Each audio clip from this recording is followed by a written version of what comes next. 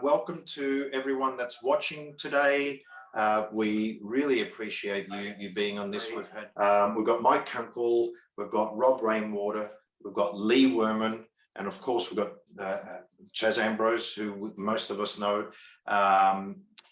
We've got a lot to talk about today, and we're really looking forward to it because we're doing something that we probably haven't done before, where we're bringing a number of different internationals to talk to a group of automotive recyclers.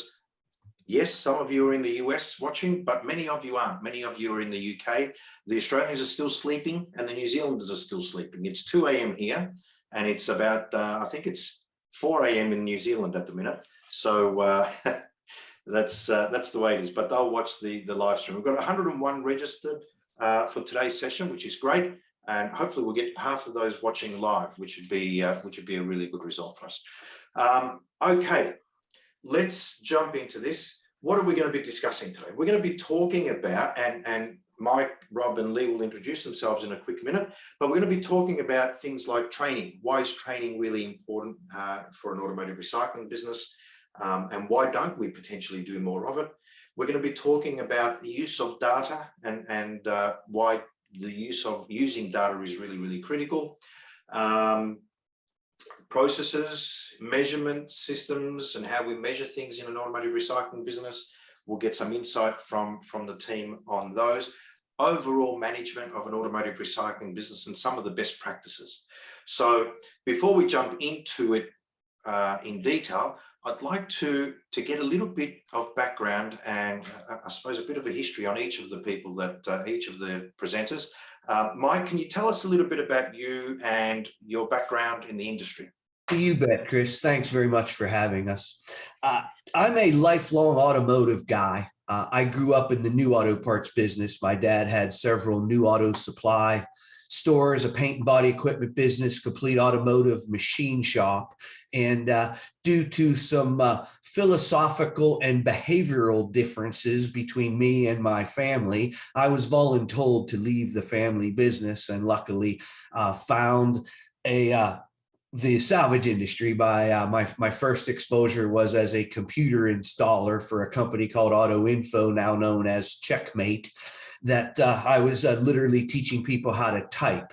And then I found an opportunity that came along to change the way that the industry performed, have a lot of growth and success, met some great individuals like Lee and Rob, and through their work with them and some mutual interests, we created the Team PRP program, kind of worked to really basically as a entrepreneur at heart, we all have concerns about the independent auto recycler continually being successful moving forward. So the opportunity presented itself to buy Jim Counts' consulting agency. We rebranded it as Profit Team Consulting, and our mission is really to help the independent auto recycler continue to grow in not only sales, but profits and, and really looking at this globally.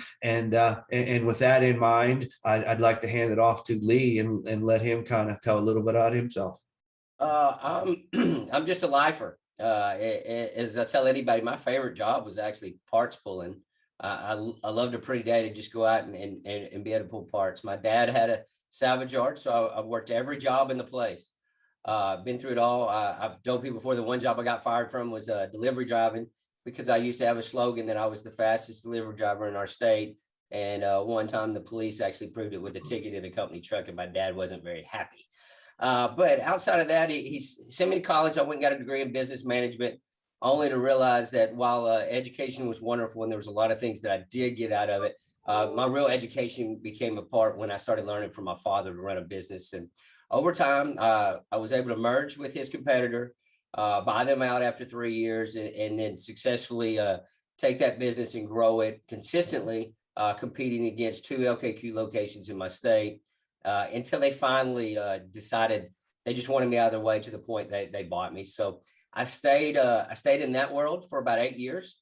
learning the goods and the bads out of corporate. There are a lot of good things. There's a lot of things that, I didn't like. And when I got the opportunity, Mike had approached me and asked, could you help me with everybody, kind of learning this business and just helping people get better. And I jumped at it because I love family-owned businesses and I love what we do. And so absolutely the opportunity just excited me, and I'm so happy that I'm doing what I'm doing. So Rob? They always leave me last, and I can never follow up with as good a story, Chris. When we do this little thing, I'm like, I'm the stepchild. But again, lifelong, 30 plus years in this industry, started as a delivery driver, similar to Lee. Didn't have family. I fell into it. And I am completely, overwhelmed and overjoyed with the people that helped me get to where I am today. I had a ton of mentors in this business and people that helped me with inside.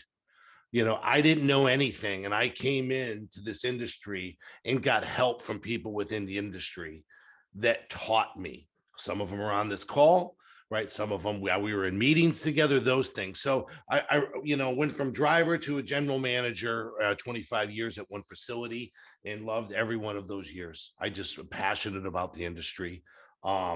2013, I left that company, went and worked and then helped take two very small mom and pop yards over the next 8 years, and quadrupled their sales, helped them become, much more powerhouses in there. And at 50 years old, I finally said to myself, I've always liked talking. I always love coaching. I always love helping people. Mike Kunkle gave me the opportunity to join up with these two.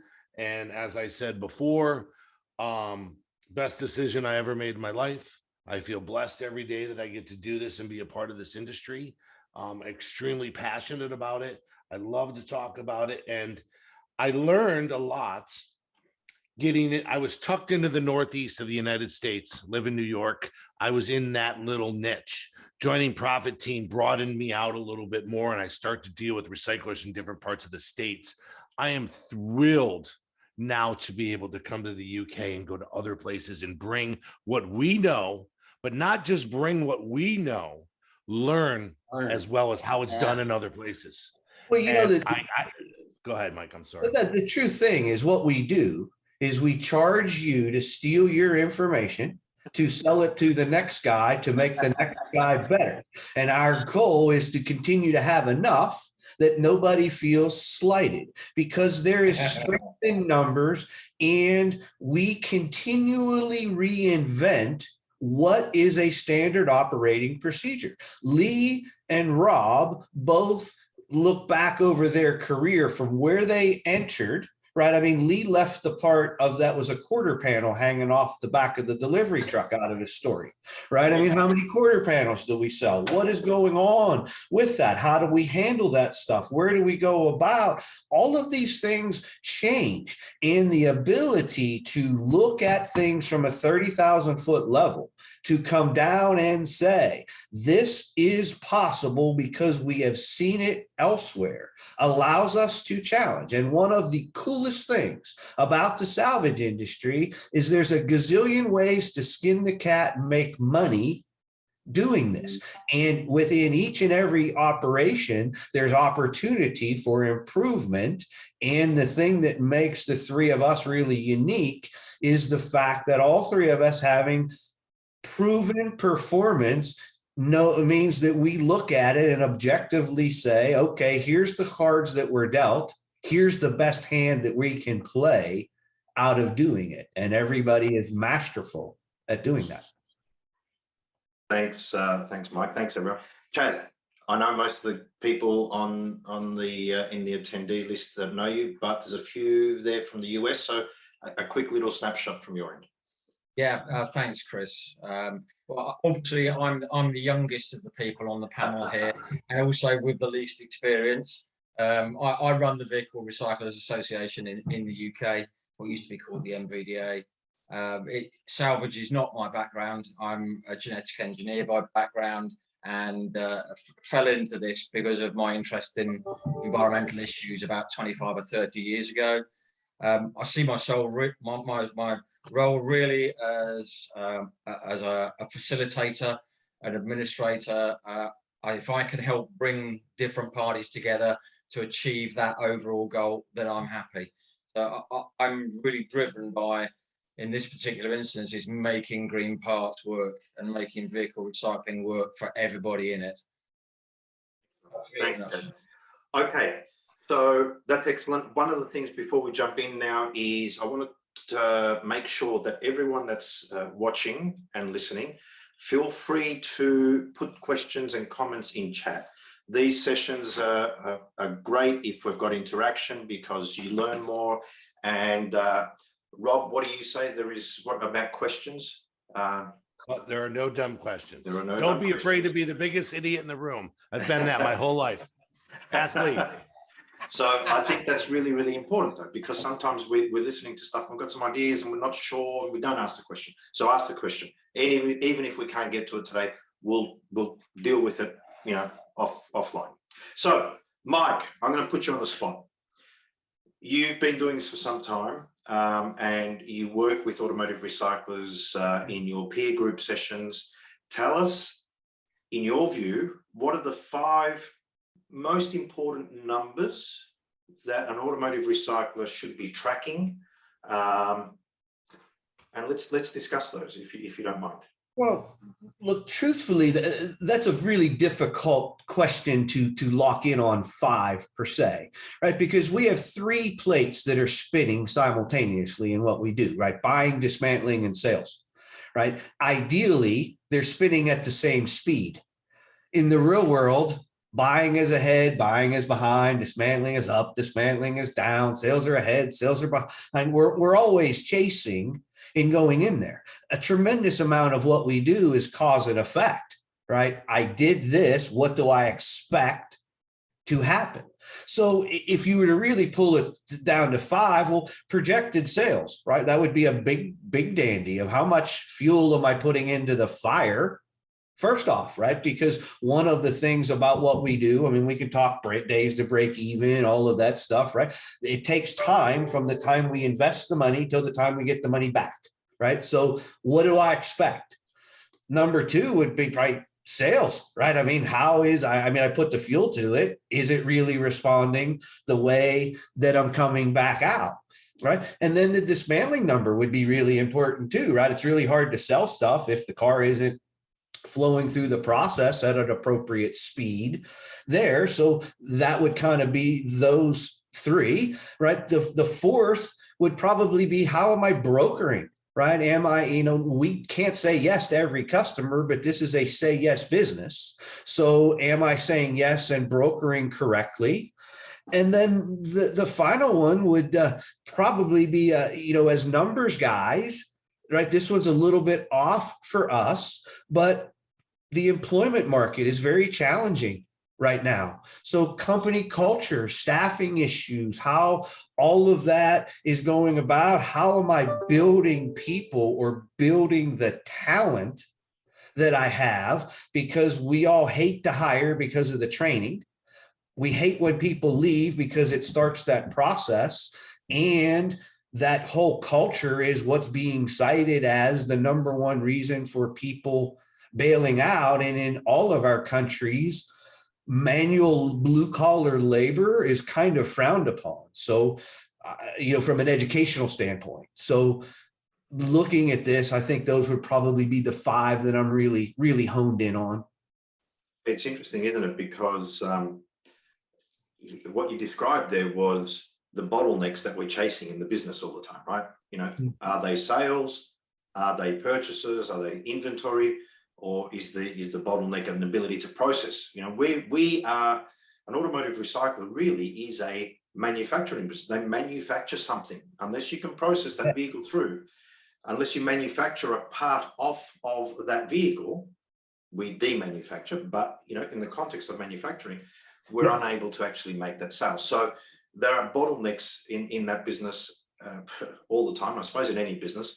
And as we fix one, potentially we create another. That's not a bad thing. My view is that, sometimes, we need to make more sales because we've got too much inventory. And we do that, and then we dwindle away at some of the inventory. We need to purchase more cars. We purchase more cars, then we've got a backlog of cars, and we need to process more cars, et cetera, et cetera. And as you said, look, we need to spin them. at university, we're taught that's the theory of constraints, right? Where is my constraint? The truth of the matter is I want my bottleneck or my constraint to be in sales. Why? Well, it's the easiest place to crack the whip. You're lazy. You're not working. You're not blah, blah, blah, blah. Let's add people to the sales department. That's the easy spot to do it. But the truth of the matter is the number one bottleneck tends to be finances, right? We're out of money before we're out of need for cars, right? So first off, we have to overcome that bottleneck, right? Once I get it bought, well, that's only part of the battle. I've got to get it inventoried into the system, accurately priced, taking more and more time to get it accurately priced and accurately inventoried these days, more and more time to get part numbers lined up, making the inventory easily accessible, right? We are learning that the customer's not going to come around to speaking my language. I need to come around to speaking their language, right? Of coming back, into that, right? I had a conversation with someone the other day that said they were given an OE part number and said, is that the left or the right?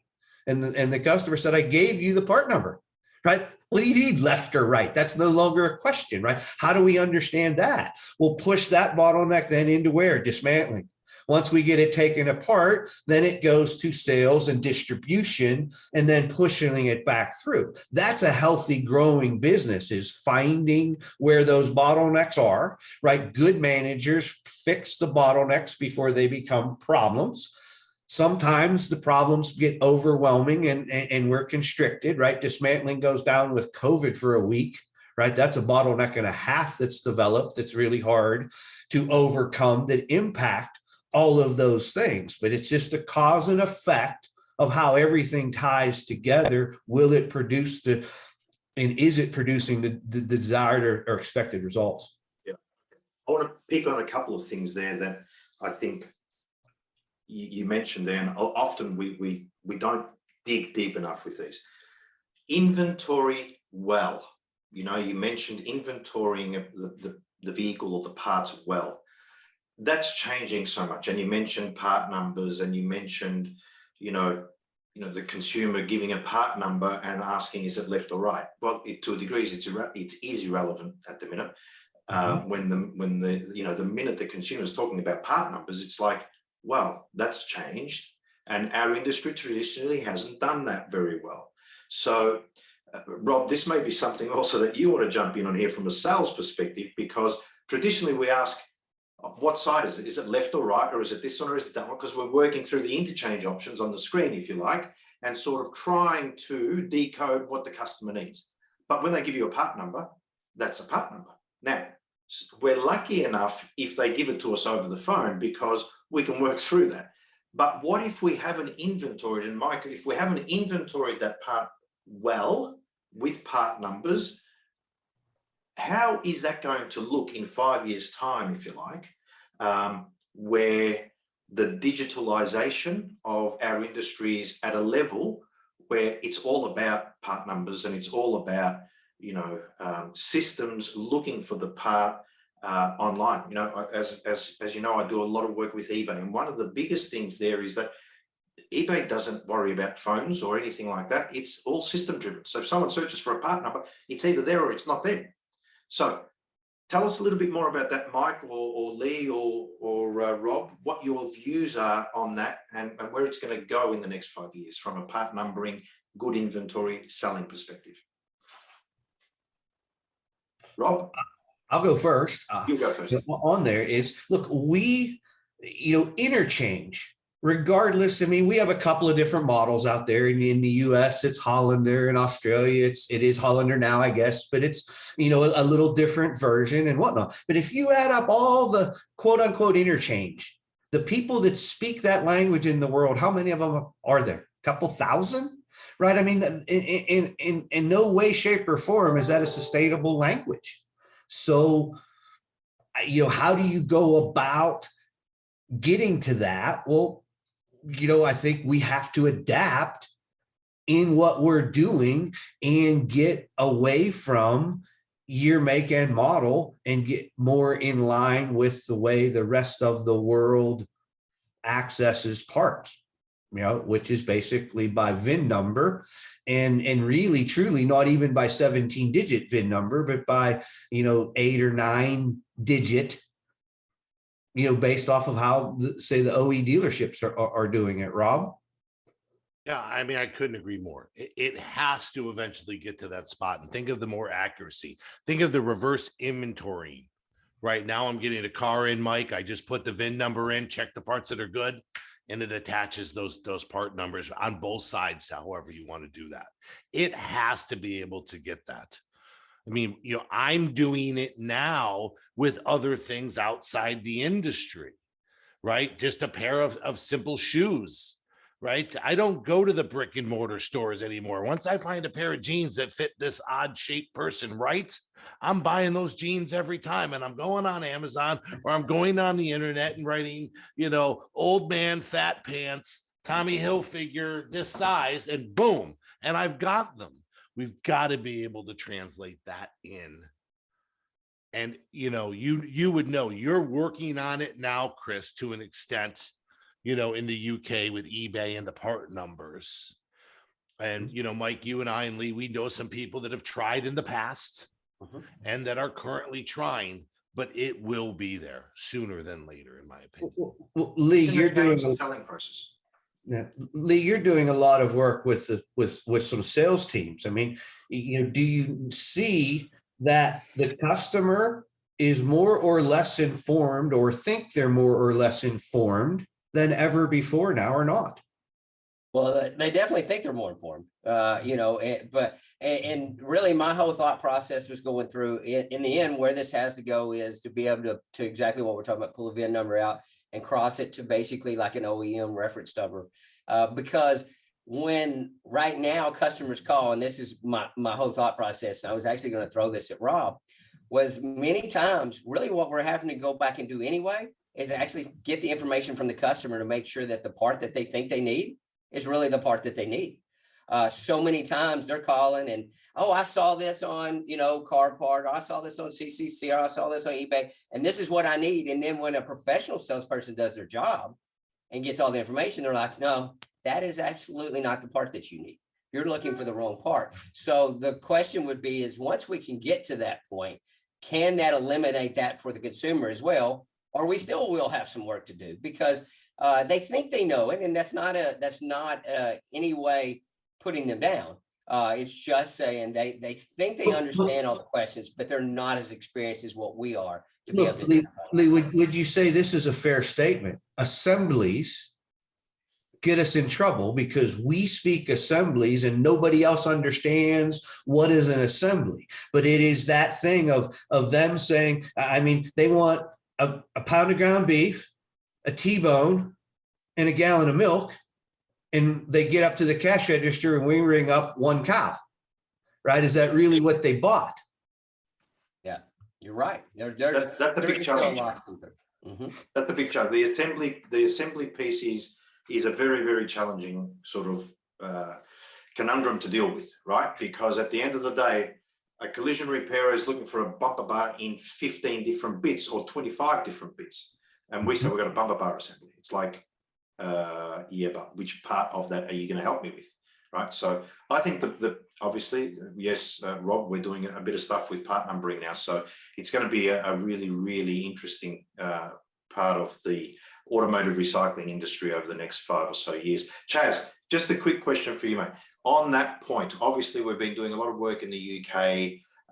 We're looking to work more and more closely with the collision repair industry, with the stuff that we're doing with eBay.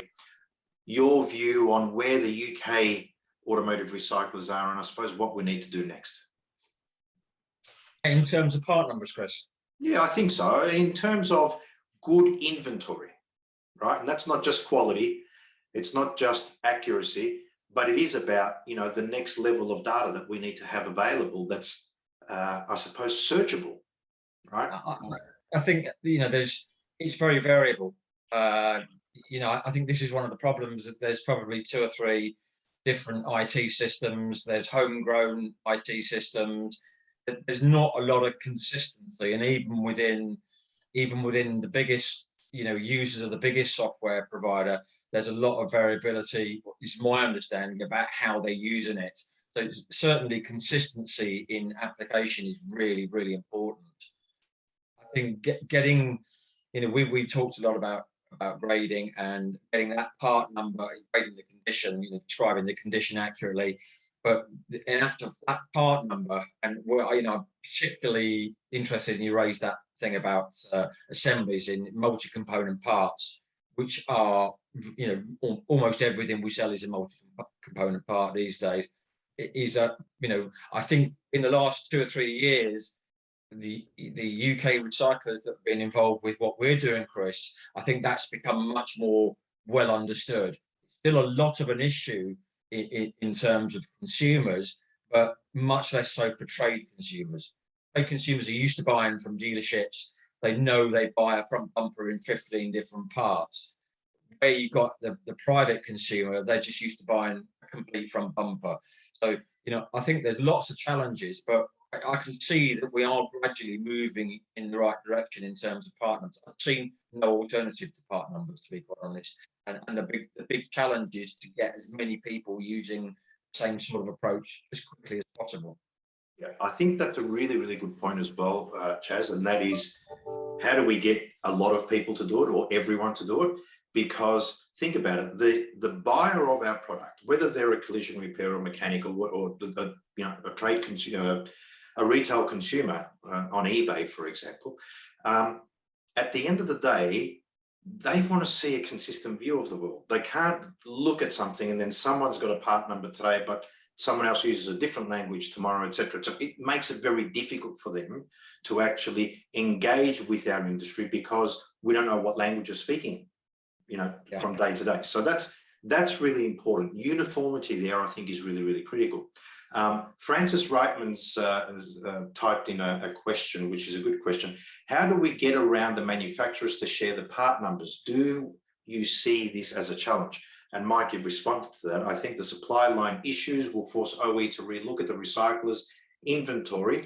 That will be beneficial to us. ARA needs to keep, and in this case, VRA for your purpose, Chas, needs to keep pressure on them to give access to the information that already exists. So I agree, Mike. The other thing I'm going to say about that is, I think, and I think I wrote a piece a year and a half or 2 ago on coexistence. I think the vehicle manufacturers and the automotive recycling industry needs to coexist better. We need to work closer together, right? Traditionally, and probably still, we see each other, or the OEs see automotive recyclers as the other side, the competitor, right? And automotive recyclers try and sell as many of their parts rather than the new parts. And again, obviously, everyone's trying to sell their own product. But my view is that in any repair process, the new part is critical. The OE part from the dealer is critical. The OE part from the recycler is going to become more and more critical. And those supply line issues that you talk about, Mike, we had a scenario just yesterday, I think, and Laura's on the list of attendees at the minute from eBay, but we had a collision repairer looking for 150 odd part types that they could not find, right? 150 parts that were delaying the delivery of these vehicles that were in the repair process. But Laura was able to, through the network, find about 100 of those, okay, and solve that problem. Now, that problem is not an OE problem, a new parts problem. It's not a recycle parts problem. It's our problem as an industry to solve, as a parts supply industry. So if we can get that mix of product right, and if we can find a way to coexist with the manufacturers, that is, you need us, we need you, we're good for each other, then all of a sudden, I think we solve a lot of these problems. Easier said than done, but that's where we need to go.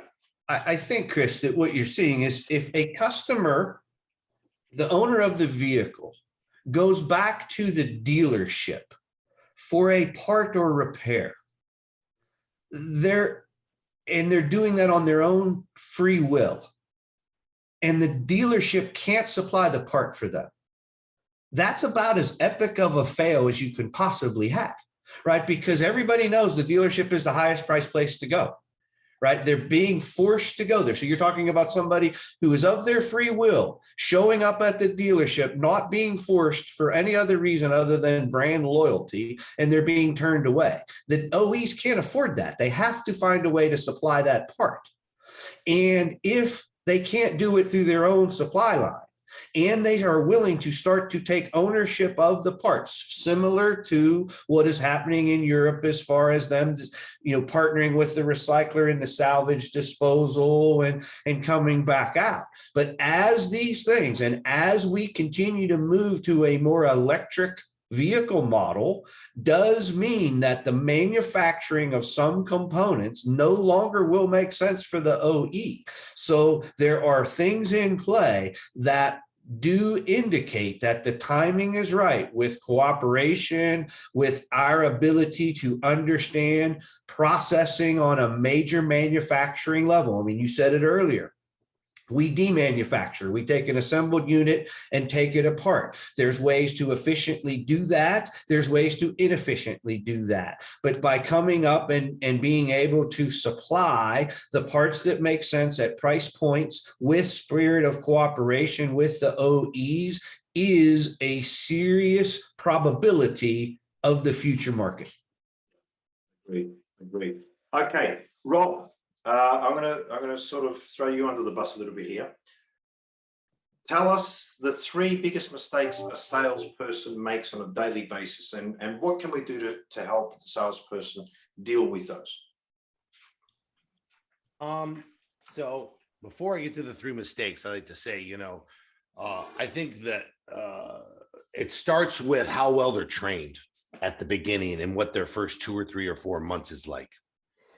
Is really which allows them to make some of the mistakes. But I think at the beginning, the number one mistake I believe that every salesperson makes is they think they're in the parts business and they're there to sell parts. And what they are is they're in the relationship business and they're there to make relationships. So they have people that they have relationships with to sell parts. And they're in the business of selling thousands of parts, not one part to someone.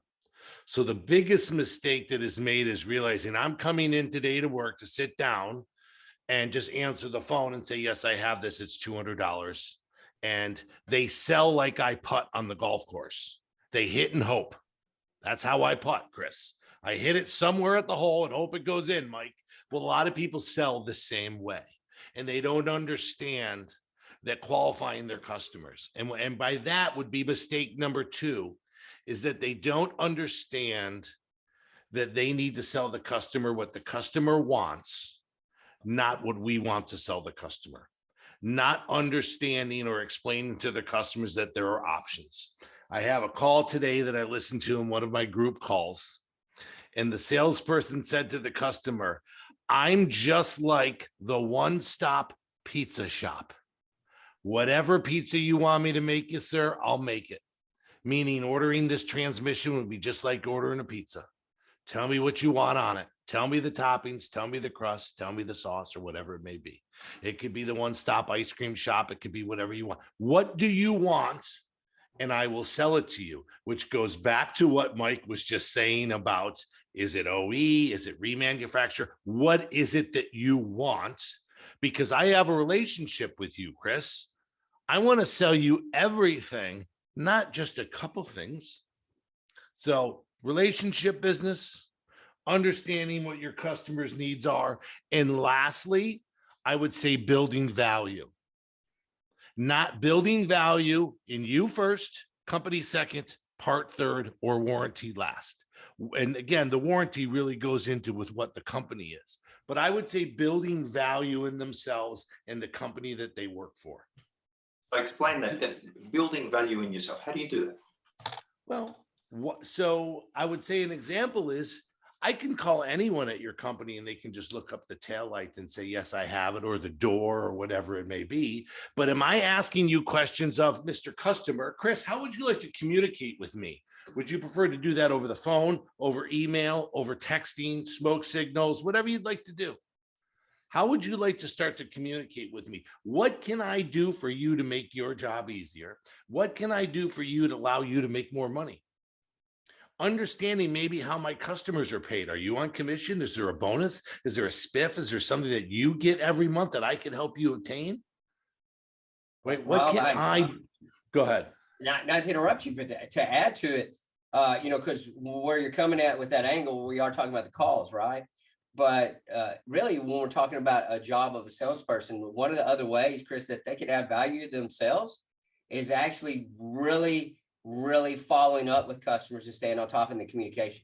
If you want to know the truth, communication with the customer is probably the one that ends up adding the most value into a salesperson over time. You can add value like exactly what Rob's talking about. Rob and I think a lot alike. It scares me to admit that, outside of the accent that I had and he has, I have to remind myself to slow down so people can understand me. But absolutely, what they can do is when they hang up with a customer, if they remember and call that customer back 2 days later and say, hey, the part that I told you, I mentioned these parts change and the availability and prices change by the hour. The one that I priced you is gone.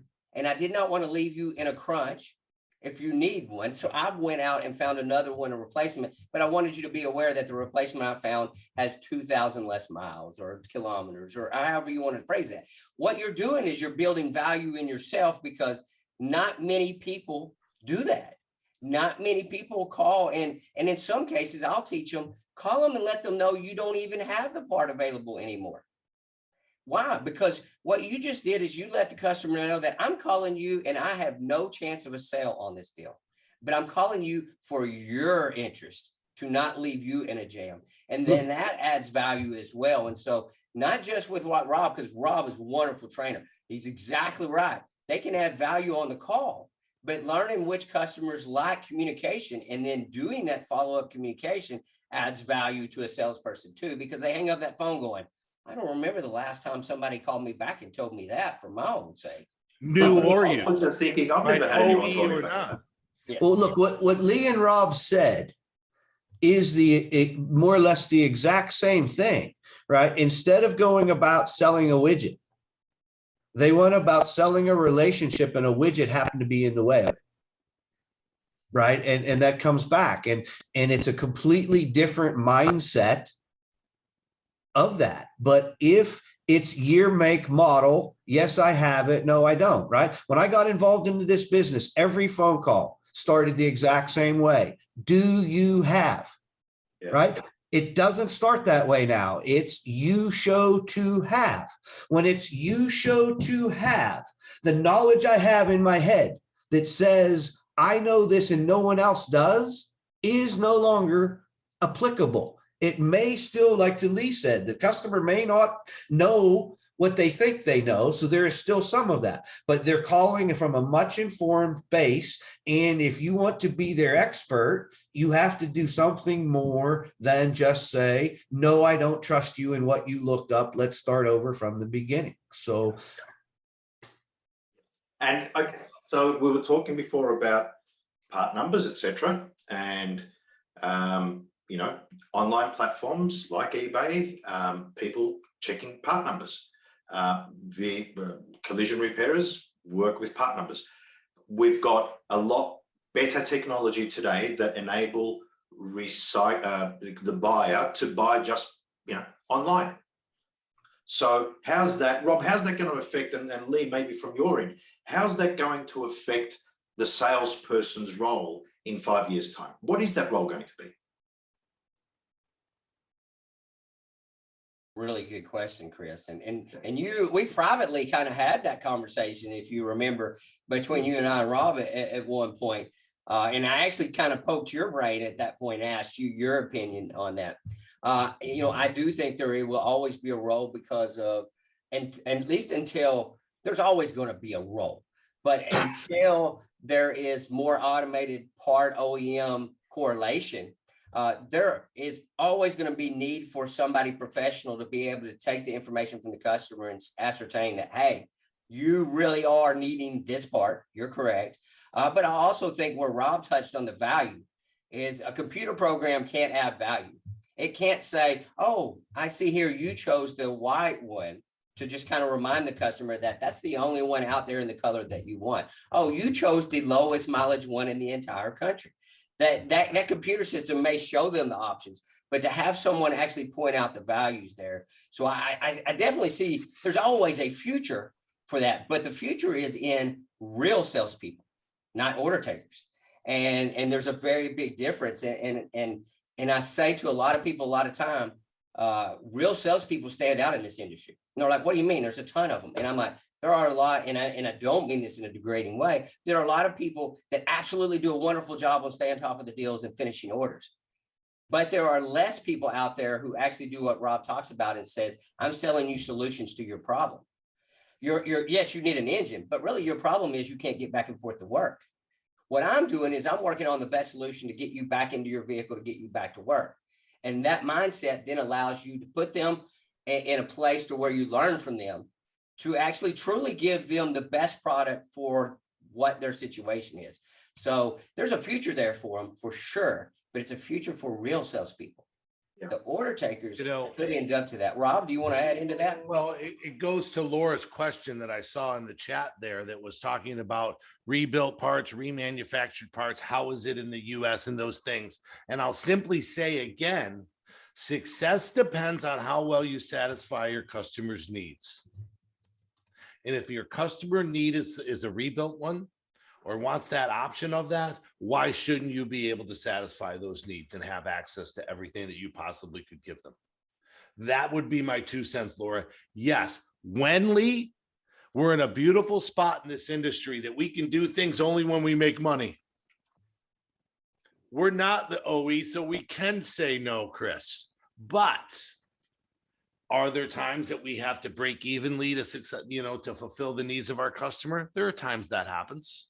It's not all about the money. It's helping satisfy what my customers' needs are. And the more customers that I have, the more successful that I'm going to be. Now back to the, where the salespeople going to be? It's very hard to outsource customer service with the recycled parts that there's a lot of flavors of. If we were selling new taillights, we could outsource some customer service and we could get rid of some salespeople. But when we're talking about recycled parts, there is still going to be, because in the States, I will say, Mike and Lee will back me up. There are many electronically matched parts, and they're put right onto insurance claims and estimates. And 90% of those people that get those do what, Lee? They call and confirm the parts there, and they call anyway. Because they don't believe what was matched. So where do I see it? Absolutely, it has to go there. Absolutely, do I see that we're going to have some more customer service people and a smaller handful? Do I see more online orders and those things? But someone still has to process and handle some of those things. I do not see it being 100% automated in 10 years. I do see some of it, but not all of it. Yeah. And again, Lee kept using the word mom and pop. Lee, you work for a corporation, right? You lose a sense of what happened when it becomes corporate. I just feel, the most successful yards, some of that are out there, are still mom and pop, hands-on there. Absolutely. So that's why I'm here where I am. I love it. Absolutely. Very good. There's definitely I agree. Just quickly, so Laura, the question that Laura had there, are the business specialists or are dismantling facilities also doing the remanufacturing? Lee, I think you might have answered it. While we have different part type options, the remanufacturing segment is heavily focused on engines and transmissions. It was really big and growing until the supply chain has become a huge issue. There is very few business doing both. So I would say mainly specialists. Yeah, I think I agree with that. So the remanufacturing does happen predominantly at a specialist facility that does remanufacture. Some big ones of those. We do some work with a mob called Powertrain Solutions. They do transmissions and so forth. I'm sure there's a number of others in the US that do that stuff. But yeah, look, we've talked about a lot of different things, right? But being the solution to the customer's problem, right? The customer has a need. We need to fill that need one way, shape, or form.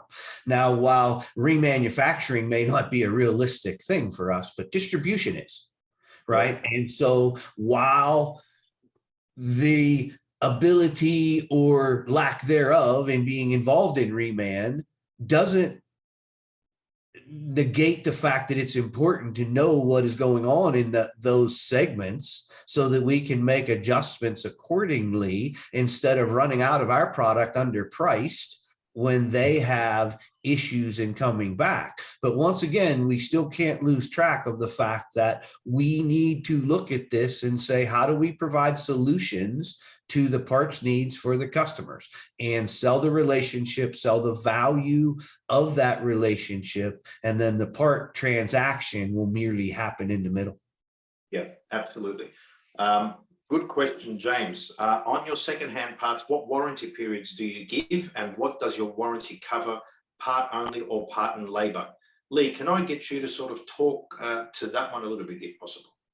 Absolutely. There are all different kinds of warranty periods offered throughout the United States. There are some yards offered 30. There's some yard, I know one offers 101. Some offer 90, 6 months, 1 year. One thing that is consistent, though, is everybody picks a baseline, and for the most part, they're going to have an extended warranty program that charges more for the part based off of a percentage, which absolutely makes sense. Now, here's where Rob and I are big proponents of a thing called block labor, which can be a little bit harder to sell in some ways, but actually once they become the habit of it, it's much better at accommodating your customers' needs. But there is one thing that a lot of people will do is they will actually turn around and offer an extended part warranty, say to a year, that may have a percentage tied to it that says, okay, if it's $1,000 part, obviously the warranty should be higher for my ability to replace that part than it would be a $300 part. But where those warranty programs can fall apart is they also charge a percentage on the labor. But the labor isn't necessarily tied to the price of the part. I know a $3,000 engine that sometimes has what we call an R&R that is less money than, say, an $800 engine that's a little harder to put in. And so what we're having a lot of people do now is actually sell what we call blocks of labor. So on top of that, they will offer an extended warranty, but even if the person says, I don't really want to extend the part warranty, then Rob and I like to say the phrase, would you like labor protection? Well, because everybody's heard warranty, but that actually kind of brings up a question a lot of times. What's that? Well, it protects your labor. So what's your investment in labor? If it was $750, I could sell you possibly a $500 and a $250 block at this price, and that will cover your labor. And so absolutely, most progressive recyclers are doing both extended part warranty and labor. Some are actually just doing the deal where it puts a percentage on both together. And some have actually separated out to where there are two possibilities. I can cover your labor, or I can give you an extended part warranty. It's all part of the pizza shop, Chris. What kind of pizza do you want? What kind of warranty you want? And the basis of this was data driven, right? So myself and Lee were thinking, and we had many a debate about this, Lee and I.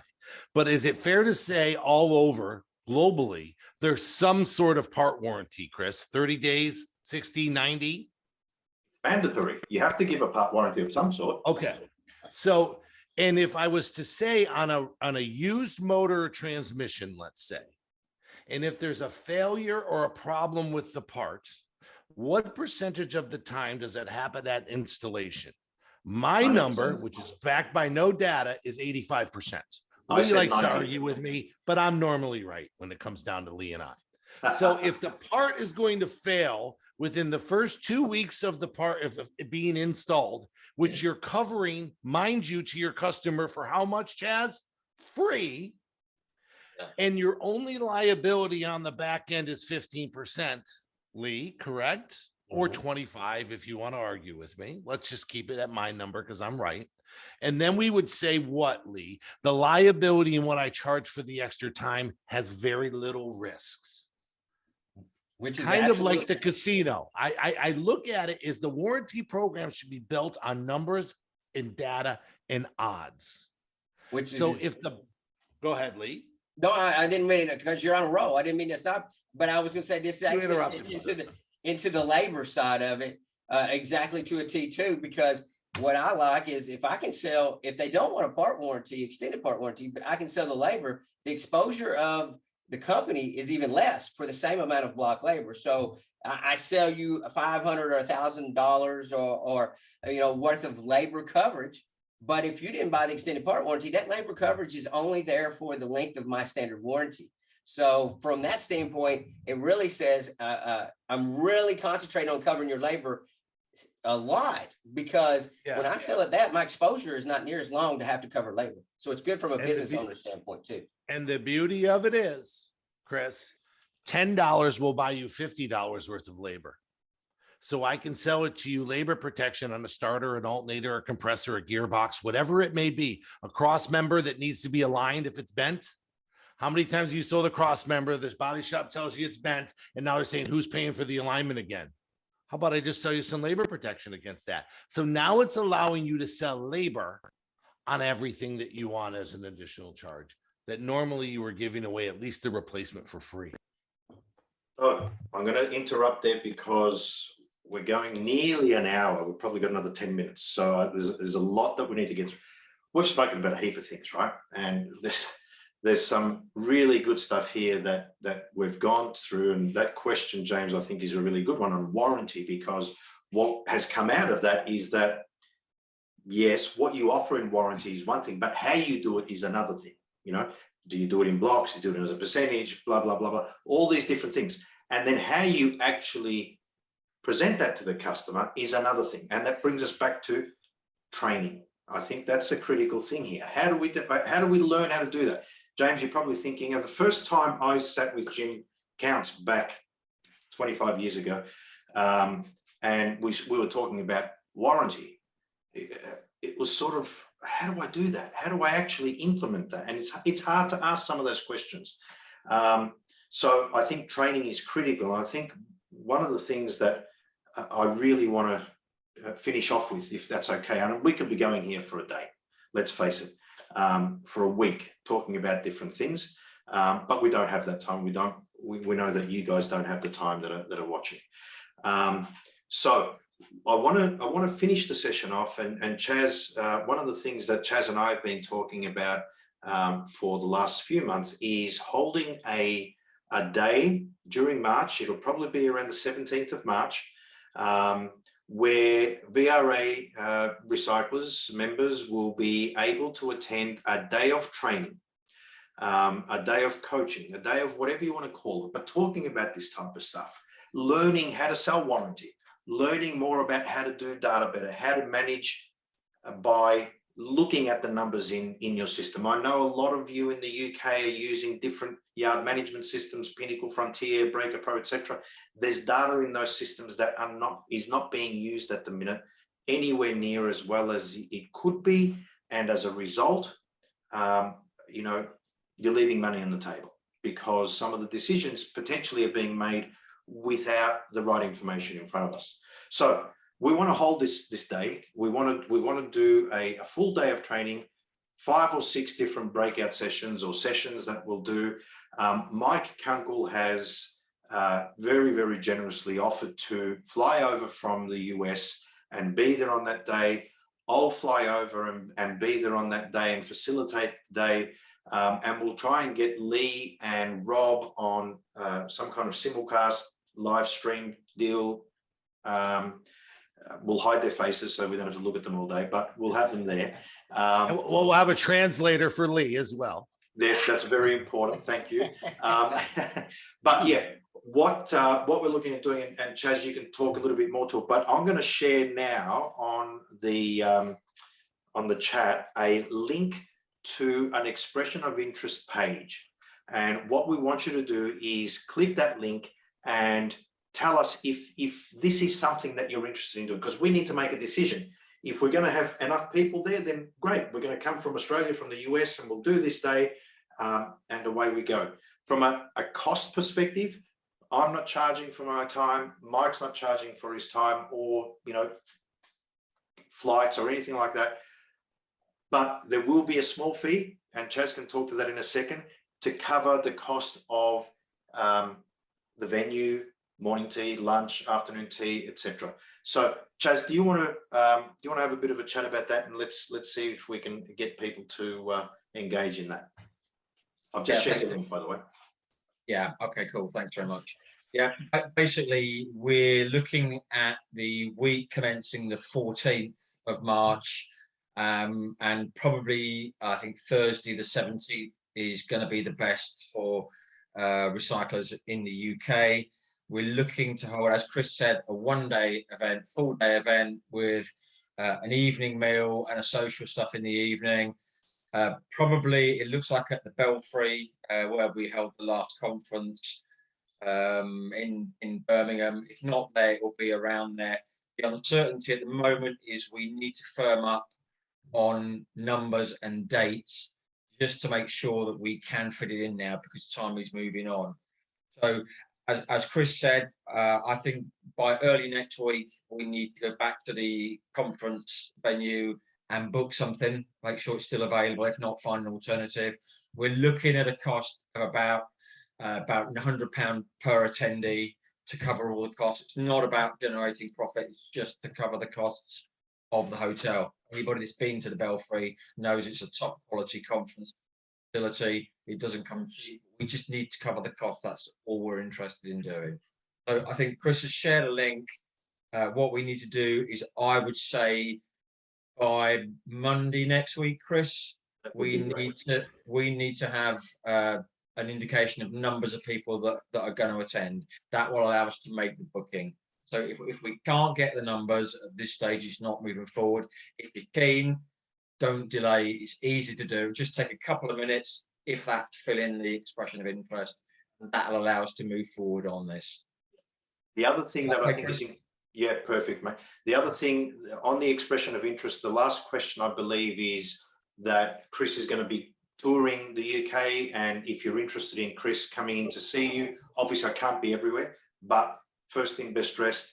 Mike has committed to attending a number of those as well with me. So both Mike and I will be able to come out to your facility, have a bit of a look around, talk, whatever questions you may have, spend an hour or two there, and hopefully give you some good tips as well. So if you can complete that as soon as possible, that will help obviously us book the Belfry or the venue, but also help Mike and I with regard to organising ourselves to get across there.